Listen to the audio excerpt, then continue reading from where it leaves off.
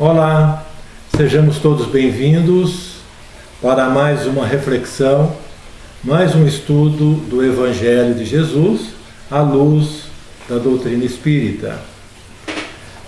Hoje o capítulo que nós vamos estudar é o capítulo 18, muitos os chamados e poucos os escolhidos, itens de 1 a 3. Mas antes eu os convido para uma oração de agradecimento. Nós agradecemos a Deus, a nossa vida, agradecemos essa oportunidade bendita de mais uma vez estarmos reunidos em reflexão aos ensinos de Jesus à luz da nossa doutrina, a doutrina espírita. Que assim seja, graças a Deus.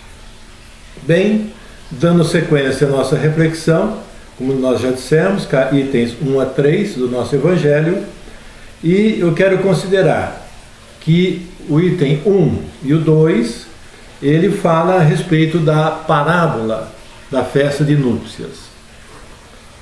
E falando sobre parábolas, nós vamos tecer alguns comentários. Perguntado sobre as parábolas a Emmanuel, no livro O Consolador, ele diz que as parábolas do Evangelho são como as sementes divinas que desabrochariam mais tarde em árvores de misericórdia e sabedoria. E Jesus, ele se utilizou muito das parábolas, e isso se tornou um instrumento pedagógico de ensino. Jesus falava para espíritos encarnados, e a sua linguagem transcendental. Portanto, nem sempre de fácil entendimento para nós.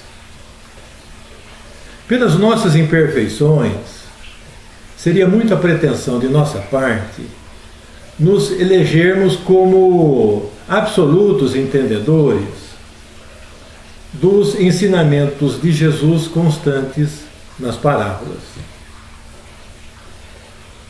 Por agora, o nosso entendimento ele é superficial, ele é básico, e é do básico que nós falaremos agora. Primeiro, nós vamos fazer uma leitura da parábola de Jesus, e posteriormente nós vamos falar sobre as simbologias e algumas interpretações que temos a respeito. Quando nós falamos a respeito das mensagens, das parábolas de Jesus, é muito importante que se coloque um pouco naquela situação vivida naquela época. Usos e costumes, sabe, as simbologias de Jesus, elas são muito voltadas para os produtos, os alimentos, né, que se consumia, que se fabricava naquela época, né? E sobre também as atividades mais comuns, né? E uma dessas atividades, que significava uma grande festa, era realmente as núpcias, né? Aquela grande festa de núpcias. Então nos diz Mateus nessa parábola. E uma coisa importantíssima também a se falar, antes de nós começarmos a leitura, é a respeito da animosidade que existia dos fariseus e dos saduceus em relação a Jesus, né? Os saduceus e os fariseus principalmente, eles eram muito de atos exteriores, né? Então eles pregavam uma coisa, a religião, o judaísmo, né, naquela época, e eles faziam totalmente diferente. Então eram, na verdade, eles agiam de muita hipocrisia junto ao povo, né? O rezar nas praças, né? Aquelas pregações pregações verdadeiras, mas que as suas ações eram totalmente opostas àquilo que eles pregavam, né? E nesse período, quando Jesus fez essa parábola, né? Ele contou essa parábola, foi no templo de Jerusalém. E o que acontece? Já tinha havido antes uma parábola de Jesus, que foi a parábola dos vinhateiros homicidas, né? E que Jesus já tinha mandado um recado para os fariseus em relação exatamente dessas ações dos fariseus, né? E condenando em parte esses atos, né? Nem sempre nobres, né? Então eu gostaria que vocês verificassem que Mateus ele não entra diretamente na parábola, ele faz uma conversa um pouco antes. Veja só. E respondendo Jesus, lhe tornou a falar segunda vez em parábolas, dizendo: o reino dos céus é semelhante a um homem rei, que faz as bodas a seu filho, e mandou os seus servos a chamar os convidados para as bodas, mas eles recusaram ir. Enviou de novo outros servos com esse recado: dizei aos convidados: eis aqui, tenho preparado o meu banquete. Os meus touros e os animais cevados estão já mortos, e tudo pronto. Vinde às bodas. Mas eles desprezaram o convite e se foram, um para a sua casa de campo e outro para o seu tráfico. Outros, porém, lançaram mão dos servos que ele enviara, e depois de os haverem ultrajado, os mataram. Mas o rei, tendo ouvido isto, se irou, e tendo feito marchar seus exércitos, acabou com aqueles homicidas e pôs fogo à sua cidade. Então disse aos seus servos: as bodas, com efeito, estão aparelhadas, mas os que foram convidados não foram dignos de se acharem no banquete. E depois, a saída das ruas, e a quantos achardes, convidai-os para as bodas. E tendo saído os seus servos para a rua, congregaram todos os que acharam, maus e bons, e ficou cheio de convidados a sala do banquete de bodas. Entrou depois o rei para ver os que estavam à mesa, e viu ali um homem que não estava vestido com a veste nupcial, e disse-lhe: amigo, como entraste aqui não tendo vestido nupcial? Mas ele não desceu. Então disse o rei aos seus ministros: atai os pés e mãos e lançai-o nas trevas exteriores. Aí haverá choro e ranger de dentes, porque são muitos os chamados e pouco os escolhidos.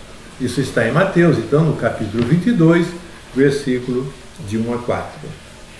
Bem, as simbologias e as interpretações à luz da doutrina espírita. Jesus, ele compara o reino dos céus a uma grande festa, muita alegria.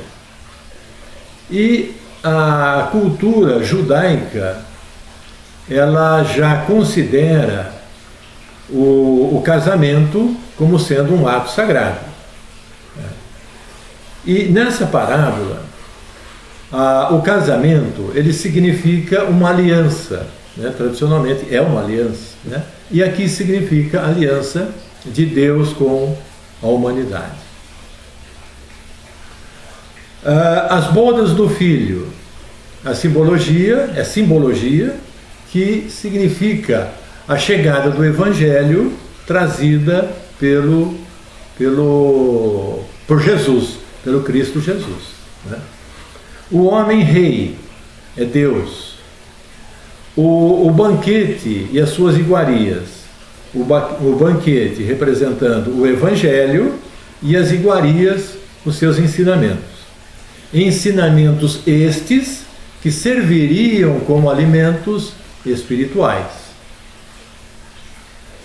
Os primeiros servos foram os profetas citados no Velho Testamento, inclusive com a mensagem da chegada do Messias. Os primeiros convidados foram os judeus, inclusive com muita justiça, porque era o único povo que tinha a ideia do Deus único. Mas mesmo esse povo, eles não se interessaram pelo convite e o rejeitaram. Os novos servos são enviados e chega ao mundo Jesus e seus apóstolos. E estes, além de não terem sido aceitos, eles foram maltratados e assassinados.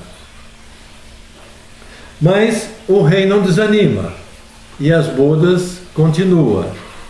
Agora são muitos os convidados, são todos eles convidados, né?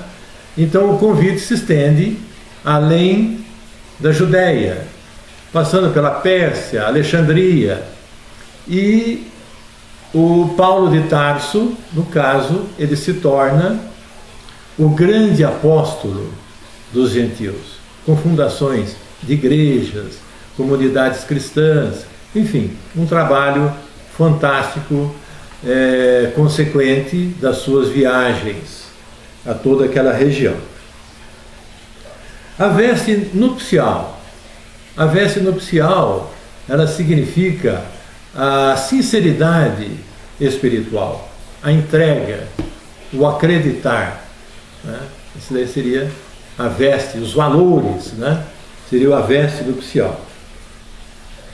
E aquele convidado cujos pensamentos e atitudes eram alimentados por valores nascentes do orgulho e do egoísmo, estavam sem a veste nupcial. A aprendizagem será resultado das sucessivas reencarnações com o choro e ranger de dentes, que são as nossas aflições, né? As nossas aflições do dia a dia. Um outro aspecto dessa parábola é o atar pés e mãos, que representa a imobilidade, que podemos assim entender como sendo as reencarnações compulsórias, inclusive com limitações orgânicas e limitações físicas. E essas limitações até com uma certa misericórdia, uma proteção para os próprios reencarnantes. Meus irmãos, o que nós temos a depreender dessa parábola é exatamente a sua essência. Então, essa essência nos diz o seguinte: não basta sermos convidados, não basta sermos espíritas cristãos. Assim, muitos o são. É necessário que nós possamos desenvolver em nosso interior virtudes que nos permitam o exercício, o cumprimento das leis divinas junto ao Criador e junto ao próximo. E é essa condição, é esse pensamento que nos faz estarmos com a túnica nupcial. E é essa condição que nos permite estarmos na grande festa, na festa nupcial. Nesse capítulo, nós temos também, escolhido por Kardec, no item 3, no item 3 exatamente, uma mensagem de Mateus, do capítulo 7, versículo 13 e 14, e que assim Jesus nos fala, uma mensagem que eles chamam de a porta estreita. E diz assim essa mensagem, essa fala de Jesus: entrai pela porta estreita, porque larga é a porta e espaçoso o caminho que leva à perdição. E muitos são os que entram por ela. Que estreita é a porta e que apertado o caminho que leva para a vida. E quão poucos são os que se acertam com ela. Olha que maravilha. Que leva para a vida. Jesus aqui está falando da vida eterna, né? Porque nós consideramos esse momento que nós estamos passando como uma existência. A vida eterna é a vida espiritual. Bem, nós temos um conhecimento comum que porta é uma peça arquitetônica geralmente incrustada em paredes, muros, veículos e etc. E que nos permite o acesso de um ambiente, de um lugar, para o outro. Nós podemos considerar, então, nesses termos, como sendo uma passagem. A pergunta que nos fica é a seguinte: onde está assentada essas portas a que Jesus se refere? É a dúvida, né? Buscando ampliar os nossos entendimentos à luz da doutrina espírita, nós fomos encontrar em leitura uma passagem no livro Espírito da Verdade, que tem um comentário de Emmanuel, o qual diz assim: sem dúvida, a porta estreita e a porta larga pertencem à muralha do templo, diante de todos nós. Pertencem à muralha do templo diante de todos nós. Isso significa uma chamada que nos faz preocupar, não é propriamente uma preocupação, mas nos faz lembrar dos nossos feitos. Quando ele diz isso daí, que portas pertencentes à muralha do tempo diante de todos nós, significa que o que é que nós estamos fazendo com o tempo em nossas sucessivas reencarnações. Qual é, na verdade, esse aproveitamento, né? Então, a mensagem de essa colocação de Emmanuel, ela nos faz, inclusive, uma indagação a respeito das nossas ações, né? Dos nossos projetos, das nossas decisões, das nossas escolhas, que geralmente não, sempre levam a consequências. E sobre isso nós temos uma lei, a lei de causa e efeito, ação e reação. E nós podemos também entender que toda porta, ela implica uma saída de um lugar ou situação e uma entrada em um outro lugar ou situação. Podemos considerar também que nós estamos antes da porta. Antes da porta nós temos o nosso passado e nós temos o nosso presente. Juntamente, passado e presente, nós temos o plantio. Depois da porta, nós temos o futuro. nós temos a colheita da nossa semeadura. E para dar uma fechada nesse pensamento, nessas reflexões, o Emmanuel também nos dá um esclarecimento e que praticamente ele encerra essa reflexão. Ele nos diz assim, que a porta estreita, ela nos reserva, ela nos revela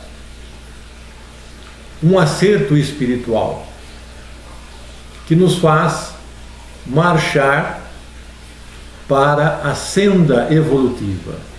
Todo o acerto espiritual que nós temos, todos os ajustes, né? Os perdões, o perdoar, as benfeitorias, né? O pensar no bem, o agir no bem, e os nossos próprios acertos também, que nós temos muitos, né? Inclusive de vidas anteriores, ele nos permite continuar a nossa marcha evolutiva com o justo aproveitamento das horas.